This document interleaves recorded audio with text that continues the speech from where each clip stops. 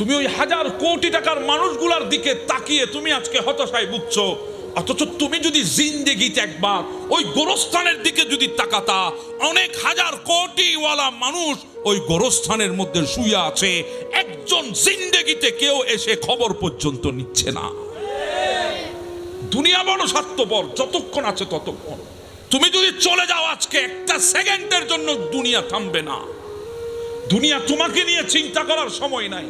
যে মানুষগুলা তোমাকে ছাড়া চলতে পারতো না, সেই মানুষগুলা পর্যন্ত তোমার কথা স্মরণ করে একটা সেকেন্ডের জন্য স্তব্ধ হবে না। চোখের পানি তো দূরের কথা, এক সেকেন্ডের জন্য মন খারাপ করবে না।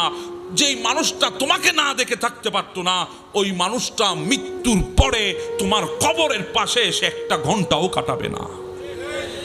তুমি সেই স্বার্থপর দুনিয়ার জন্য সব করতে চাও, সেই স্বার্থপর দুনিয়ায় না পেলে তুমি হতাশ হয়ে যাও।